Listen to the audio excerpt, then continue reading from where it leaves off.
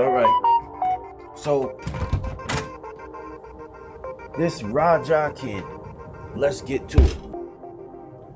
First off, what I would like to begin by saying is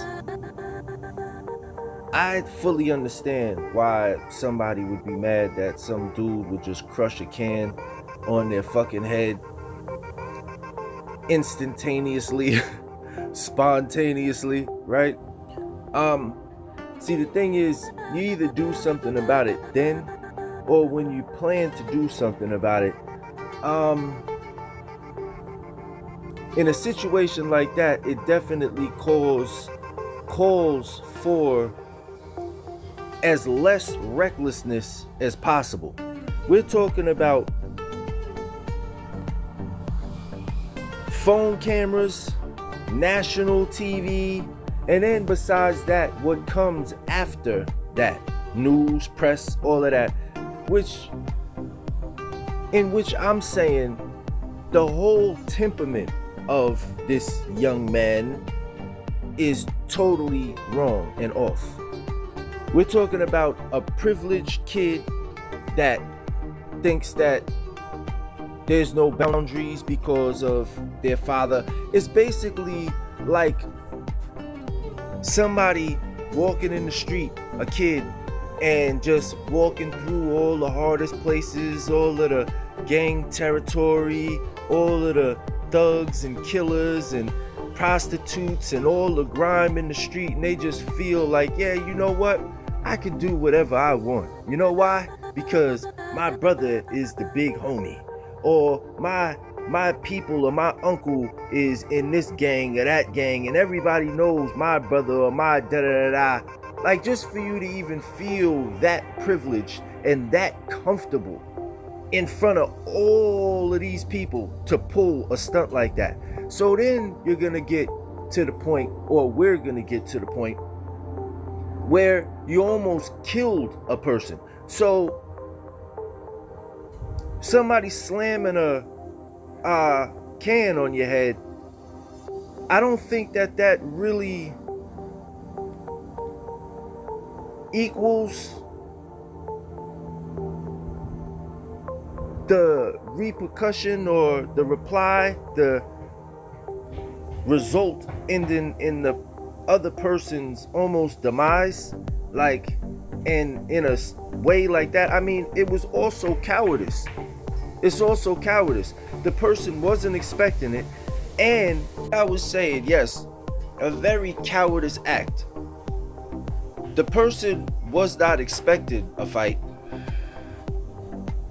Then on top of it, even in the course of the act of the fight, you went overboard and then sneakingly knocked the guy unconscious, and then you proceed to pummel the guy's head with punches and blows. And we're talking about a sophisticated, trained martial artist here, or whatever it is that you call yourself.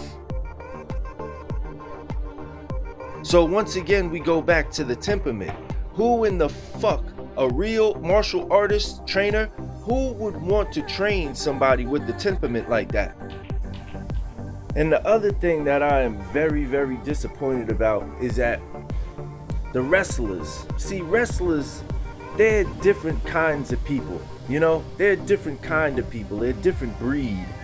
Most wrestlers, they're gonna try to grapple with you, you know? Like, I've gotten into fights with people that rather wrestle and shit, you know? And you gotta like just keep on punching their head like fucking the boxes on Super Mario Brothers that get the coins popping out and the mushrooms popping out of them. Like, so you see somebody punching a motherfucker to death, and you want to grapple and grab on his leg and do all of that extra shit. Now, Psycho Sid, that's his name, right?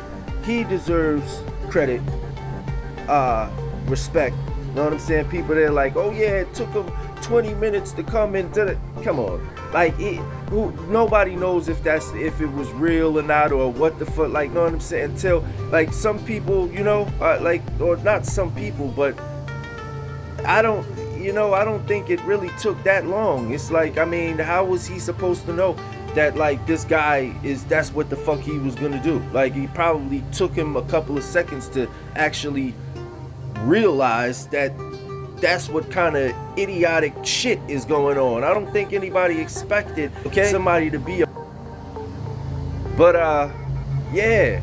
I mean, they should have tore him the fuck apart. I mean, for real. The fuck?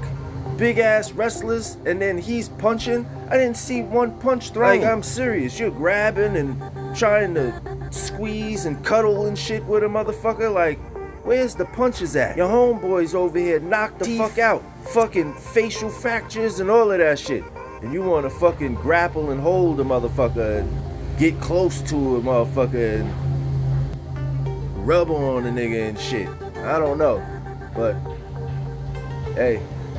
And the last thing that I want to say is that, yes, it was some fucked up shit that the dude crushed the can on homie's head, alright? But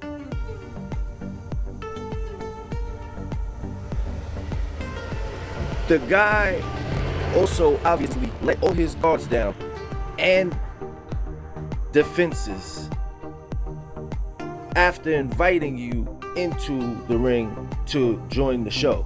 So all of his defenses was also down, which is another act of cowardice, or it adds or equals an act.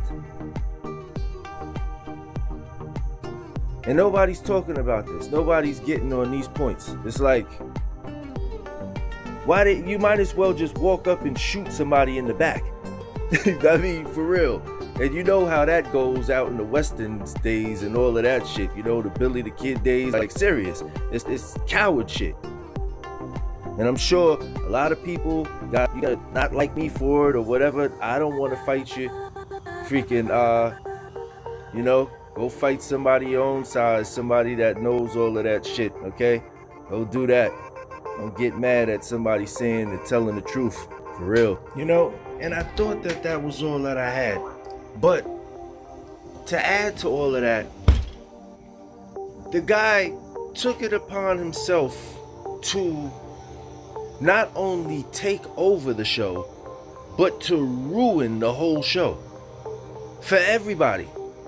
Everybody that had a part of it, everybody that was watching it, anybody that even heard about it. You done ruined the whole show for everybody and took it upon yourself to do it. That's beyond being privileged. It's ridiculous. I mean, does anybody think that that's what people went there to go see? Because I really doubt it. And, might I add, also had time to meditate on it.